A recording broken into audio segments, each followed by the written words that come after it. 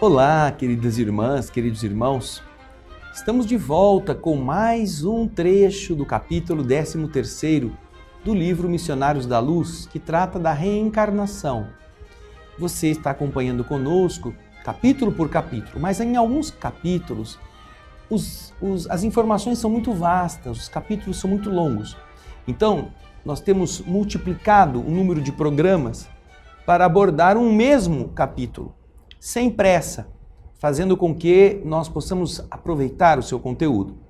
Na semana passada, nós vimos o trabalho que os espíritos tiveram para ajudar Adelino a vencer o antagonismo que ele nutria em relação a seu futuro filho, o espírito Segismundo. E Alexandre se vale da oração em família para que a alma de Adelino se abra. Então, terminamos quando Alexandre está conversando com Adelino fora do corpo, durante o repouso, explicando para ele que há uma necessidade dele mudar, de ele não olhar aquele ser com os olhos de rancor. E é a partir desse ponto que nós vamos continuar o estudo do capítulo 13º do livro Missionários da Luz, do Espírito André Luiz, através da mediunidade de Chico Xavier. Pegue o seu livro, pegue a sua obra e acompanhemos já a parte 2 desse capítulo, que começa exatamente nesse ponto. O bondoso instrutor dirigiu-se para Adelino com a serenidade de um pai carinhoso e experiente. E Adelino, que estava de joelhos, emocionado, foi levantado por Alexandre, que exclamou-lhe: Adelino, guarda a paz que te trazemos em nome do Senhor. E abraçando-o de encontro ao peito amigo, continuou: O que você teme, meu irmão? Então Adelino ergueu os olhos lacrimosos e, indicando Segismundo, triste, alegou sentidamente: Ah, mensageiro de Deus, livrai-me deste pesadelo infeliz. Se vieste trazido pelas orações de meu filho inocente, ajudai-me por caridade. E apontando o pobre amigo, continuava: Este fantasma me enlouquece. Sinto-me doente, desventurado. Alexandre, porém, olhou-o com firmeza e perguntou: É assim, Adelino, que você recebe os irmãos mais infelizes? É assim que você se comporta diante dos desígnios supremos? Onde você colocou as noções de solidariedade humana? Por que fugir aos mais infortunados da sorte? É sempre muito fácil amar os amigos, admirar os bons, compreender os inteligentes, defender os familiares, entronizar as afeições, conservar aqueles que nos estimam. É muito fácil louvar os justos e exaltar os heróis conhecidos. Mas, se somos respeitáveis em semelhantes posições íntimas, é preciso reconhecer que elas traduzem serviço realizado em nosso processo de evolução.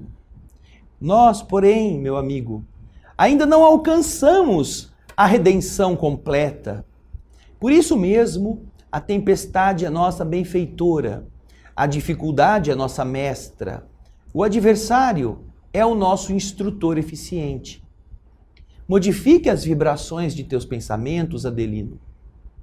Recebe com caridade o mendigo que te bate à porta, quando você não tem adquirido ainda bastante luz para recebê-lo com o amor que Jesus nos ensinou.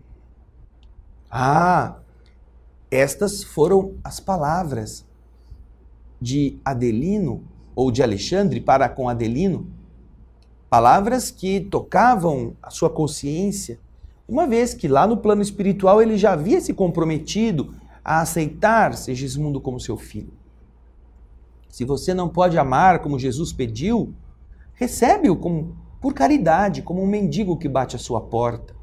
Aceita-o, porque pode ser que ele tenha sido seu adversário, mas Quanto você não vai se beneficiar com a presença deste ser junto de você? Isso serve para todos nós. Nós queremos afastar as pessoas difíceis, queremos nos isolar daqueles que nos causam problemas ou isolá-los de nós. Mas estas são oportunidades de crescimento, que é o que o instrutor Alexandre está falando. Vamos acompanhar o texto. Adelino, impressionado com as palavras ouvidas, pronunciadas por Alexandre com um tom de ternura paterna, em lágrimas copiosas, virou-se para Segismundo, encarando-o de frente. Alexandre, aproveitando a nova atitude, disse: olhe o pobrezinho que te pede o socorro.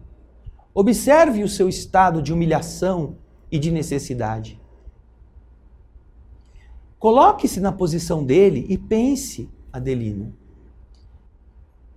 Não seria doloroso para você a indiferença das outras pessoas a seu respeito? Não dilaceraria a sua alma a crueldade das pessoas? Você gostaria que alguém te chamasse de fantasma, tão somente pelas suas demonstrações de sofrimento? Adelino, meu amigo, abra as portas do coração àqueles que estão procurando-o em nome do poderoso Pai. E então o interpelado voltou-se como uma criança medrosa e, olhando o mentor generoso, disse: ó mensageiro do céu, eu tenho medo, muito medo. Algo existe entre este homem de sombra e eu, obrigando-me a profunda aversão. Creio que ele deseja roubar minha vida, aniquilar a minha felicidade doméstica, que ele deseja envenenar o meu coração para sempre. André Luiz então compreende que a aproximação do espírito de Segismundo despertava em Adelino, reencarnado, as lembranças do passado sombrio. Adelino, a vítima de outro tempo, não conseguia identificar com precisão os fatos vividos, mas ele experimentava no plano emotivo as recordações imprecisas dos acontecimentos, cheias de ansiedades dolorosas. Terminado ligeiro intervalo, Alexandre lhe respondeu: você não deve, Adelino, permitir a intromissão de forças negativas e destruidoras no interior da sua alma. É sempre possível transformar o mal em bem, quando existe firme disposição da criatura no serviço de fidelidade ao Senhor. Considere, meu amigo, as grandes verdades da vida eterna. Ainda que este irmão o houvesse procurado na condição de um adversário, ainda que ele o buscasse como um inimigo feroz, você deveria abrir o seu espírito fraternal para ele. Toda reconciliação é difícil quando somos ignorantes na prática do amor.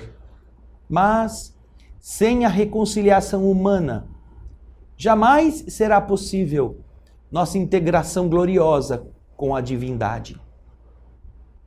E porque Adelino chorasse muito intensamente, o orientador observou: não chore, meu filho. Equilibre o coração e aproveite a sagrada oportunidade. Adelino então enxugou as lágrimas e humildemente pediu: auxilie-me, por amor de Deus.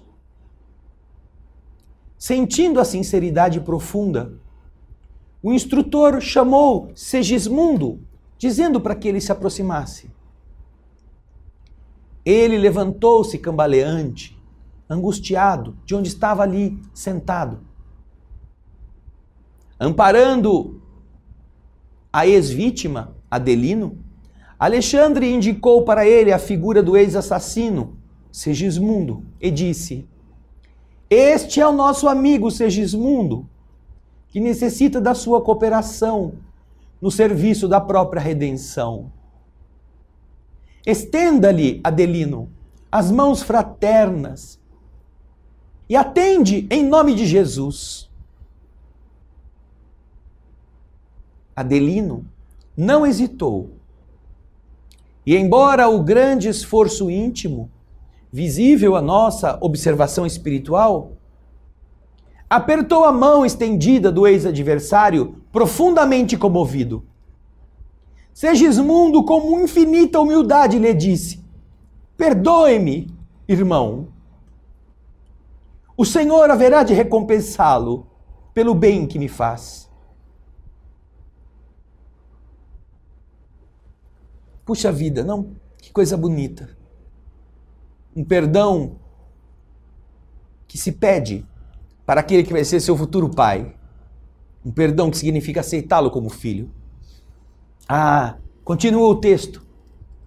O marido de Raquel fixou nos olhos como a dissipar as derradeiras sombras do desentendimento e disse: disponha de mim, serei seu amigo. O ex-homicida inclinou-se respeitoso e beijou-lhe a mão. O ato espontâneo de Segismundo conquistara-o. Não podia ser mal aquele espírito angustiado e triste que lhe beijava as mãos com veneração e carinho. Foi então que viu um fenômeno singular. O organismo perispiritual de Adelino parecia desfazer-se de pesadas nuvens que se rompiam de alto a baixo, revelando-lhe as características luminosas, como vocês estão vendo na imagem. Suavíssimas irradiações agora aureolavam-lhe a personalidade, deixando perceber a sua condição elevada e nobre. E aí? Olha só que bonito. O ato de perdão muda a condição irradiante do perispírito de Adelino. E então eles começam a se entender daqui para frente. E esta cena, que foi retratada no projeto Imagem, e que logo ao voltarmos no próximo bloco você vai rever, deve ficar na nossa consciência para entendermos o poder daquilo que Jesus disse. Perdoa 70 vezes, 7 vezes. Eu aguardo você daqui a pouquinho.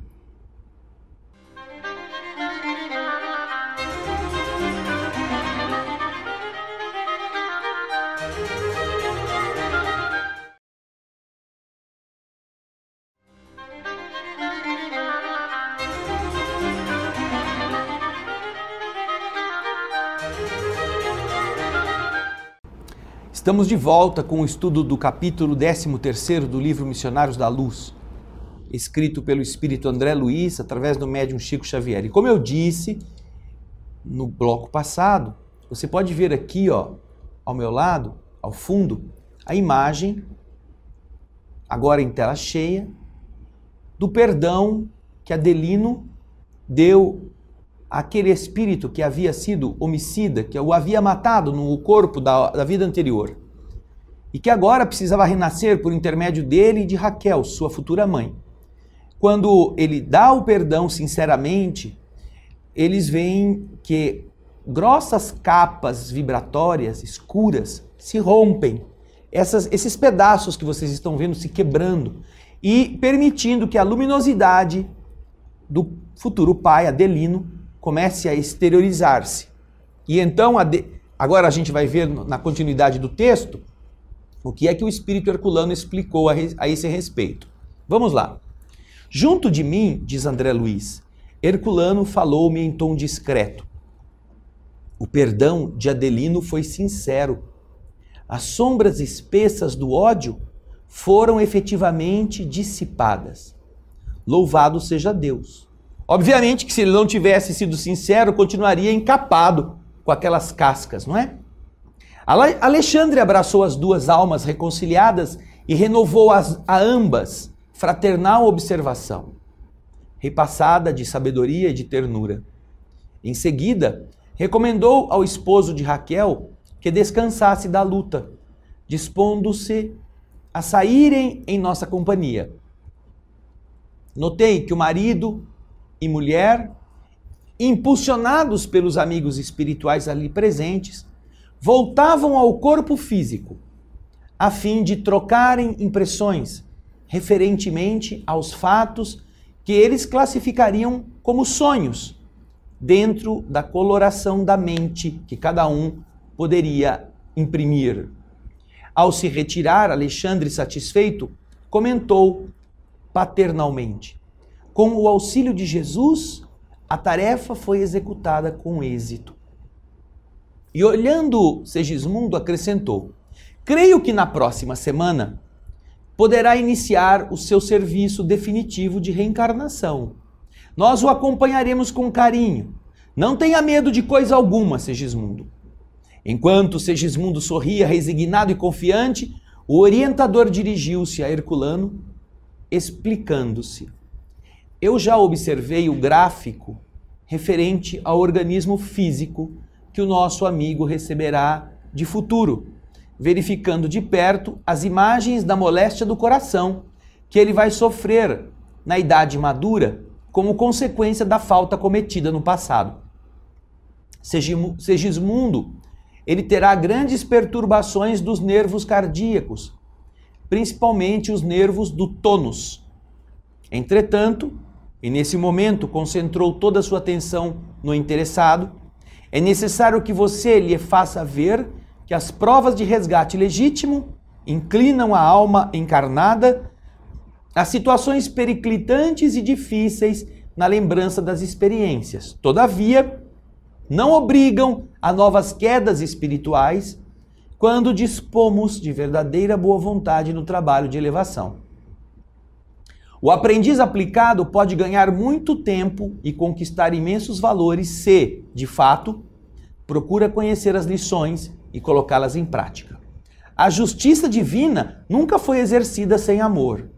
E quando a fidelidade sincera ao Senhor permanece viva no coração dos homens, há sempre lugar para aquele acréscimo de misericórdia a que se referia Jesus em seu apostolado. Em seguida, convidando-me a acompanhá-lo, Alexandre despediu-se dos demais, dizendo: voltaremos a vê-los no dia da ligação inicial de Segismundo com a matéria física.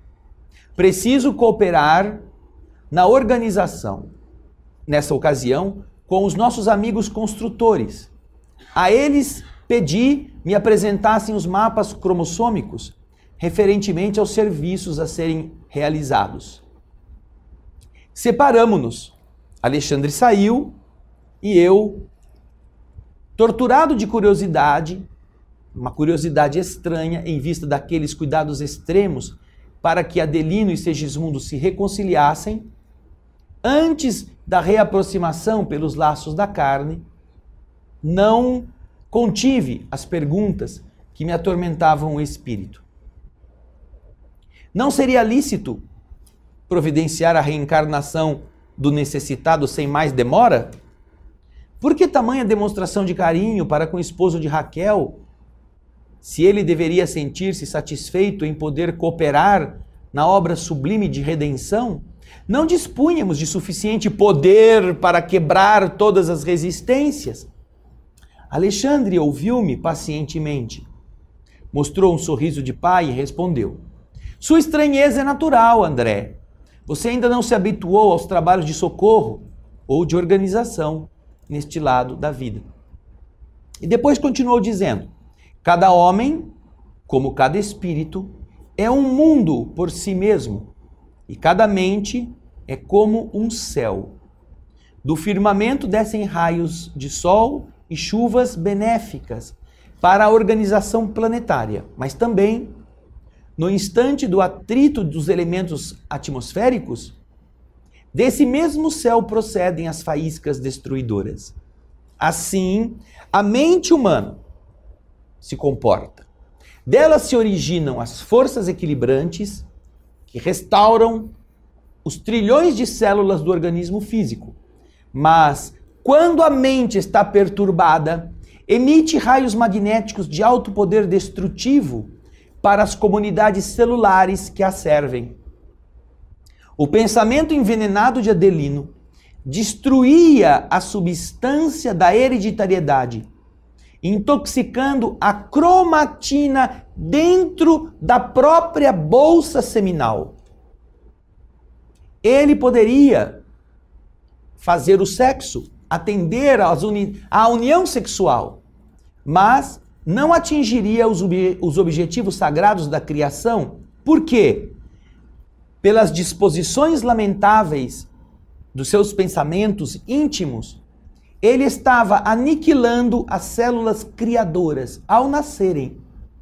E quando não as aniquilasse por completo, intoxicava os genes do caráter, dificultando-nos a ação no bem.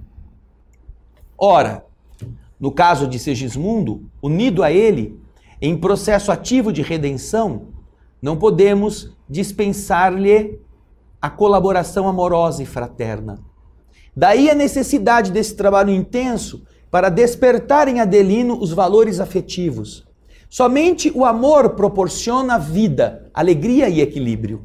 Modificado em sua posição íntima, Adelino agora vai emitir forças magnéticas protetoras dos elementos destinados ao serviço elevado da procriação.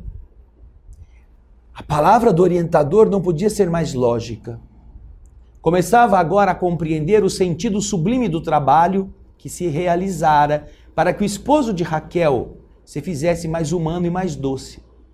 Como não encontrasse expressões para definir o meu assombro, Alexandre sorriu, acentuou, depois de longo intervalo. Segundo você pode observar, André, não existem por aqui milagres para o culto do menor esforço. E quando ensinamos em toda parte a necessidade da prática do amor, não procedemos assim por obediência a meros princípios de essência religiosa, mas atendendo a imperativos reais da própria vida. Vejam só que coisa maravilhosa. Ensinamentos profundos. Adelino não queria a companhia de Segismundo, se lembrava do seu íntimo nos desencontros já havidos entre eles. E então, quando chegou o momento de Segismundo aproximar-se para ser o segundo filho do casal, Adelino no íntimo não o havia perdoado. A ausência do perdão fazia com que a mente de Adelino queimasse a capacidade geradora dos espermatozoides. A cromatina sexual que era produzida nas bolsas seminais não tinha poder fecundante. E aquilo que conseguisse ter algum poder fecundante era impedido pelo caráter negativo dos sentimentos de Adelino. Então, você observa que a capacidade mental de cada um de nós tem um fator preponderante na qualidade de vida, na qualidade da saúde, na estruturação da recuperação orgânica, nos efeitos benéficos da medicação que nós tomamos, do alimento que comemos. Porque se a mente de alguém contrariado, como é o caso de Adelino, é capaz de impedir que os espermatozoides fecundem o óvulo no interior da sua esposa, já pensou o que faz o pensamento que só pensa em doença, que só pensa em ódio, que só pensa em vingança, só pensa em raiva? Que doenças não é capaz de produzir para o próprio organismo? Por isso que é necessário, com cuidado, e não é um trabalho do menor esforço, como disse Alexandre, haver uma limpeza no sentimento de Adelino. Não há violência no plano espiritual. Nós estamos acostumados a mandar, queremos pisar nos outros, eu sou superior, você tem que me obedecer, estou te dando uma ordem. Mas a divindade não funciona dessa forma. A divindade funciona através do convencimento, através do entendimento, através da generosa postura que ajuda a pessoa a sair do seu próprio buraco. Por isso, esse capítulo é preciosíssimo, porque vamos continuar a ver agora as consequências do sexo, a abordagem que Alexandre vai fazer a respeito da importância deste instituto da felicidade humana, que as pessoas têm malbaratado, que têm vulgarizado, que têm dilapidado de forma grotesca. E que não tem nada de postura moralista. Não, estão explicando os efeitos, estão explicando como nós podemos agir de uma forma positiva em relação às questões da sexualidade. E é isso que nós veremos na continuidade deste capítulo. Não demore não, porque eu volto rapidamente, tá bom? Eu espero você para o próximo bloco do capítulo 13º do livro Missionários da Luz.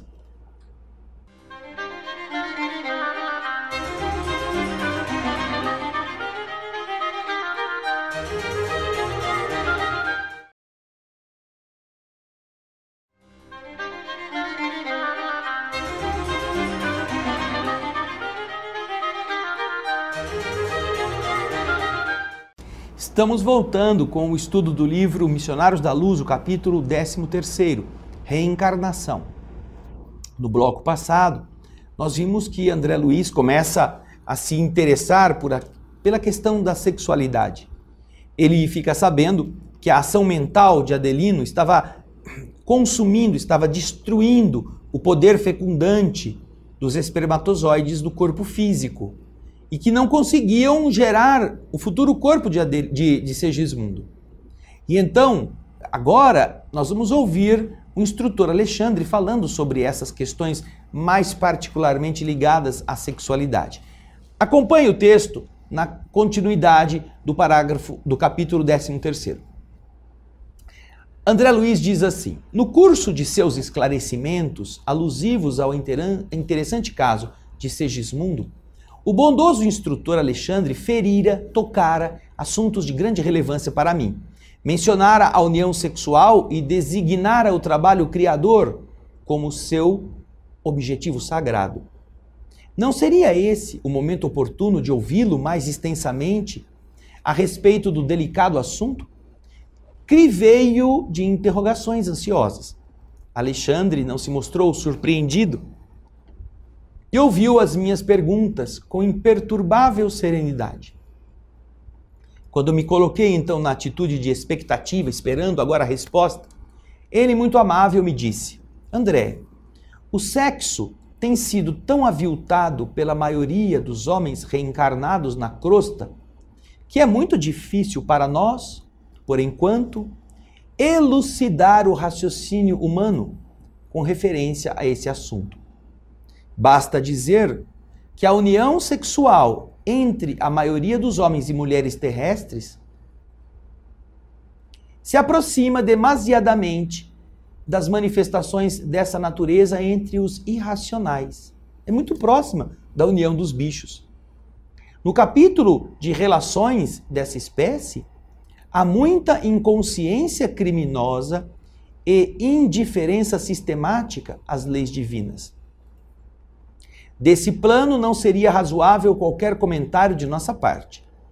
Trata-se de um domínio de semibrutos, onde muitas inteligências admiráveis preferem demorar em baixas correntes evolutivas.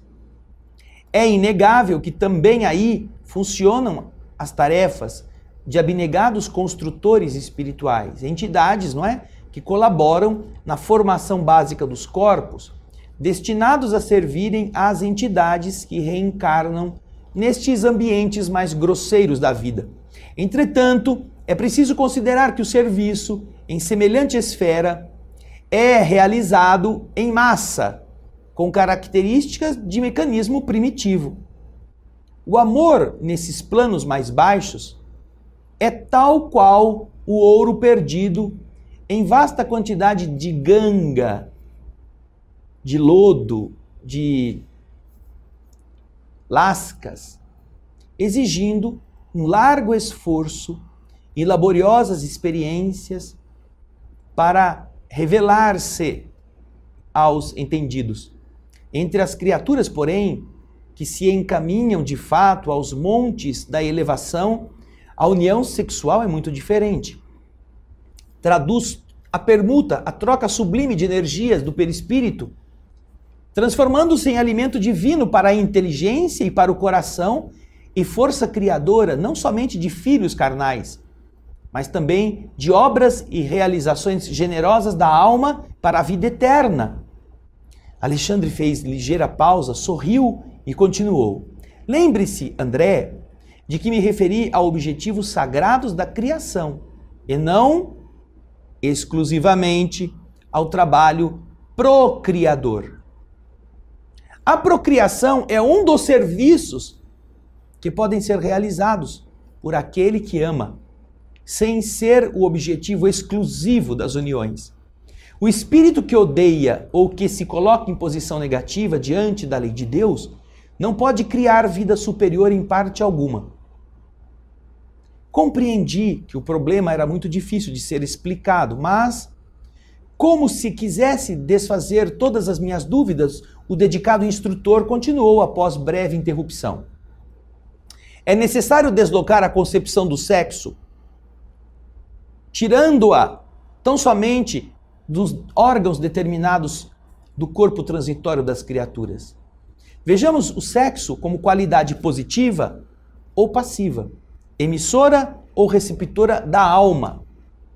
Quando chegamos a esse entendimento, verificamos que toda manifestação sexual evolui com as pessoas, com o ser íntimo.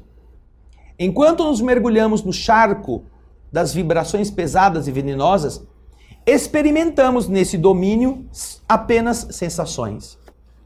À medida que nos dirigimos a um caminho de equilíbrio, colhemos material de experiências proveitosas, oportunidades de retificação, força, conhecimento, alegria e poder. Ao nos harmonizando com as leis supremas, encontramos a iluminação e a revelação, enquanto os espíritos superiores colhem os valores da divindade. Substituamos as palavras união sexual por união de qualidades e observaremos que toda a vida universal se baseia nesse divino fenômeno, cuja causa reside no próprio Deus, Pai, Criador de todas as coisas e de todos os seres. As palavras de Alexandre abriam-me novos horizontes ao pensamento. As questões obscuras do tema tornavam-se claras ao meu campo mental, fazendo-me sentir que os intervalos da conversação se destinavam a me fornecer tempo para pensar. O benevolente orientador, depois de longa pausa, continuou. Continuou. O que será que ele continuou? Antes de ele continuar, deixa eu aqui falar com você. Você já tinha pensado nisso? Não em ato sexual, mas em encontro de qualidades, de valores, de virtudes, de coisas boas? E que você não é responsável somente quando realiza o sexo para procriar. Não. Se você voltar no texto, você vai ver que Alexandre reafirma algo que nós vemos Chico Xavier falar lá no Pinga Fogo, em 1971. As pessoas são chamadas não apenas à vida para fecundar corpos. Nós somos chamados para fecundar espíritos. Nós somos chamados para fecundar de belezas aqueles que estão precisando crescer. Então, mesmo que as pessoas não estejam unidas na ação biológica da multiplicação de organismos físicos, nós vamos encontrar eles podendo realizar belas coisas nesta fecundação que é a fecundação do espírito, a fecundação da alma, a fecundação de coisas nobres. Olha lá. Substituamos a palavra união sexual por união de qualidades e observaremos que toda a vida universal se baseia neste divino fenômeno. E que nós, como já falamos antes, não estamos apenas vinculados a procriar, multiplicando corpos. E que a união do sexo pode ser usada para realizações superiores, realizações nobres, embelezarmos a nossa vida com alimento para a alma que fecunda um no outro as expectativas de força para seguirem construindo ambientes mais elevados, trabalhos nobres, devotamento a causas, idealismos. Portanto, não se medirá a união sexual por haver produzido ou não filhos, mas vai medir-se exatamente pela potencialização dessas forças na canalização das grandes realizações, das boas realizações, das realizações positivas. Tanto é que lá no Pinga Fogo, o Chico usa essa expressão ao tratar das uniões homossexuais. Quando lhe é perguntado em 1971 sobre o que ele pensava das uniões sexuais, ele diz: as pessoas não são chamadas apenas à fecundação biológica, à fecundação física, elas também são chamadas à fecundação espiritual. Quando um pai e a mãe criam um filho, não lhe dão apenas o corpo e não estão responsáveis somente por essa fecundação. Precisam transmitir-lhe valores, precisam educá-lo, precisam dar a ele coisas boas. E isto é fecundar a sua alma. E esta fecundação de alma não é aquilo que Deus faz conosco? Não é aquilo que Jesus fez conosco? Quando veio nos trazer seus exemplos, não foi a nossa alma que ele fecundou, sem que ele tenha tido qualquer relação íntima, sem que tenha procriado?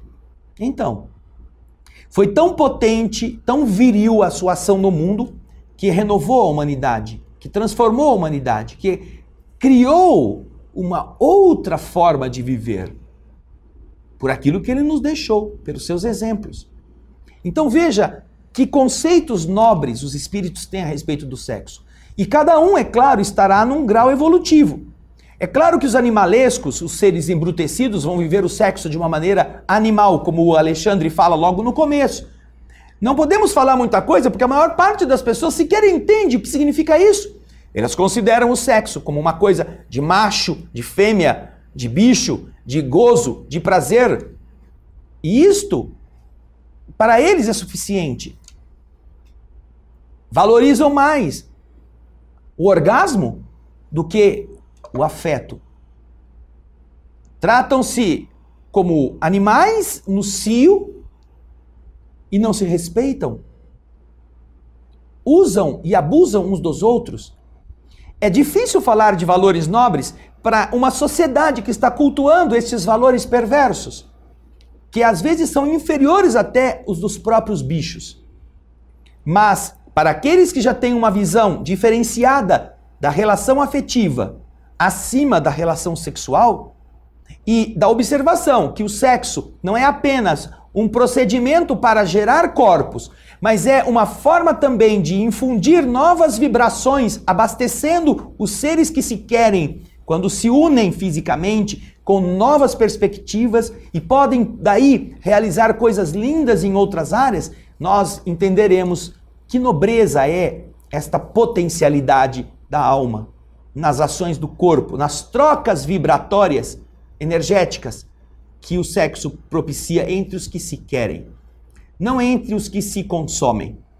Mas continuamos a esperar a resposta agora de Alexandre, na expectativa de André Luiz. E isso vai acontecer no nosso último bloco. Você vai acompanhar daqui a pouquinho com a gente.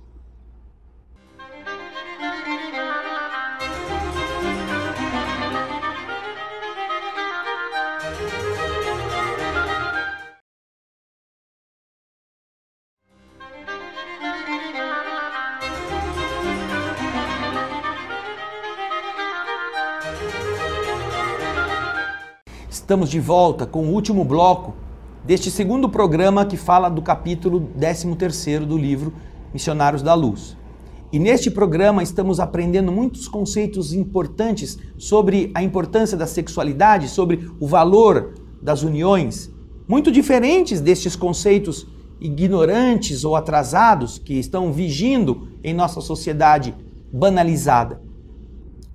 Alexandre dava tempo para André Luiz pensar, raciocinando sobre esses conceitos. E agora, nós vimos que depois de uma longa pausa, Alexandre vai continuar a falar dessas uniões de qualidades. Substituamos a palavra união sexual por união de qualidades, é o que ele disse um pouquinho antes.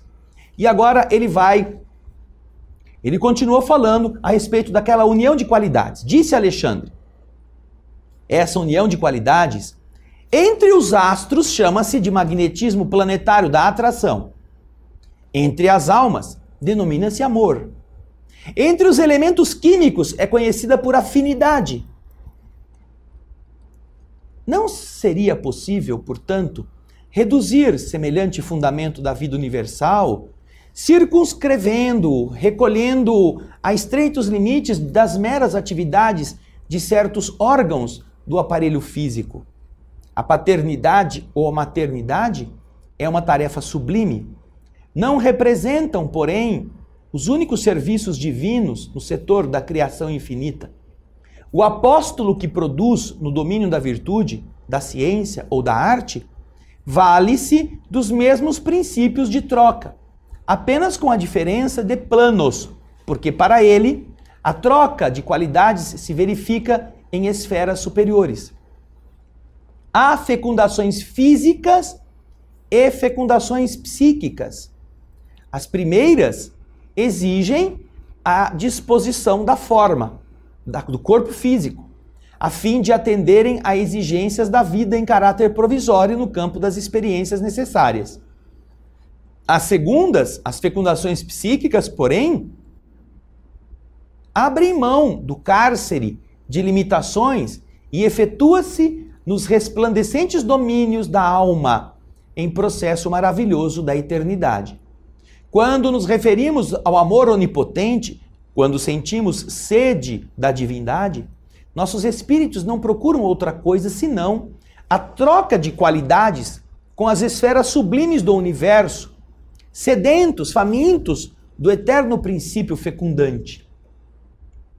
Alexandre fez longa pausa, como se ele mesmo permanecesse embevecido com semelhantes evocações. Por minha vez, me achava deslumbrado. Nunca havia ouvido definições tão profundas sobre a posição do sexo na vida do universo. E ele, continuando, disse: é lamentável, André, que a maioria dos nossos irmãos encarnados na Terra tenha menosprezado as faculdades criativas do sexo, desviando-as para o vórtice dos prazeres inferiores. Todos, porém, pagarão, moeda por moeda, ceitil por ceitil, o que devem ao altar santificado, através de cuja porta receberam a graça de trabalhar e aprender na superfície da terra. Porque, obviamente, não é obviamente, todos nós voltamos a um corpo físico graças ao sexo. Graças a termos pais que nos geraram, que tiveram o que Adelino e Raquel estarão fazendo, e nós pudemos ocupar esse corpo. Ou seja, o retorno à vida dependeu disto. E as pessoas que desrespeitam este altar, que permite que a gente volte, através da sua banalização, através da sua promiscualização, serão responsáveis por isso. Olha o que ele diz. Todo ato criador está cheio de sagradas comoções da divindade. E são essas comoções sublimes da participação da alma nos poderes criadores da natureza que os homens conduzem imprevidentemente para a zona do abuso e da viciação. Tentam arrastar a luz para as trevas e convertem os atos sexuais, profundamente veneráveis em todas as suas características, numa paixão viciosa tão deplorável como a embriaguez ou a mania do ópio. Entretanto, André, sem que os olhos mortais lhes observem as angústias retificadoras, todos os infelizes que estão em semelhantes despenhadeiros são punidos severamente pela natureza divina. A essa altura das luminosas elucidações, sentindo que o respeitável amigo entraria em nova pausa, ousei perguntar-lhe: mas o uso do sexo não é uma lei natural na esfera da crosta?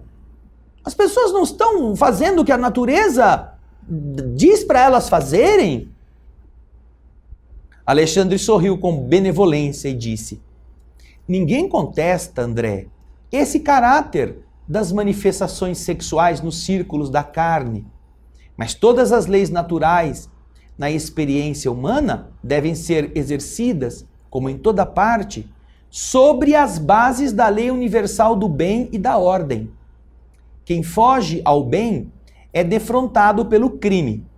Quem foge à ordem cai no desequilíbrio. As uniões sexuais, portanto, que se efetuem à distância dos sublimes imperativos transformam-se em causas geradoras de sofrimento, de perturbação. Ao demais, não devemos esquecer que o sexo, na existência humana, pode ser um dos instrumentos do amor, sem que o amor seja o sexo. Por isso mesmo, os homens e as mulheres, cuja alma vai se libertando dos cativeiros da forma física, da pressão do corpo, escapam, conseguem se livrar gradativamente desse império absoluto das sensações carnais. Para eles, a união sexual orgânica vai deixando de ser uma imposição, porque eles aprendem a trocar os valores divinos da alma entre si, alimentando-se reciprocamente através de trocas magnéticas não menos valiosas para os setores da criação infinita, gerando realizações espirituais para a eternidade gloriosa sem qualquer exigência dos atritos celulares. Para esse gênero de criaturas, a união reconfortadora e sublime não se acha circunscrita à ação mecânica, à emotividade de alguns instantes, mas constitui a integração de alma com alma através da vida inteira no campo da espiritualidade superior. Diante dos fenômenos da presença física, bastam-lhes, na maioria das vezes, o olhar, a palavra, o simples gesto de carinho e compreensão, para que recebam o magnetismo criador do coração amado, impregnando-se de força e estímulo para as mais difíceis edificações. Depois de um pequeno intervalo, a palestra, e, em seguida, abanando a cabeça, Alexandre observou: não existe criação sem fecundação. As formas físicas descendem das uniões físicas. As construções espirituais procedem das uniões espirituais. A obra do universo é filha de Deus. O sexo, portanto, como qualidade positiva ou passiva dos princípios e dos seres, é manifestação cósmica em todos os círculos evolutivos, até que venhamos a atingir o campo da harmonia perfeita, onde essas qualidades se equilibram no seio da divindade. Não ousei quebrar o silêncio que se seguiu. O venerando instrutor, engolfado em profundos pensamentos, não mais voltou ao assunto, forçando-me, talvez, a meditações mais edificantes. Ah, que coisa maravilhosa, não? Puxa, veja só que riqueza, essa parte final do texto, que o universo se baseia nestes princípios, que as pessoas, quando se amam e se espiritualizam, não dependem do ato sexual em si para se abastecerem. Carinho se troca em palavra, em olhar, em toque de mão, em gesto de atenção. E isto absorve o outro como alimento para a sua alma. É da falta de gentileza, da falta de demonstrações pequenas que a maior parte das pessoas está carente. É claro que a maior parte procura canalizar isso para a sexualidade.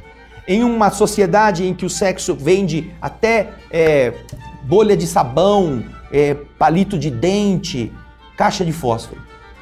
Mas isso é um vício, não é a verdade.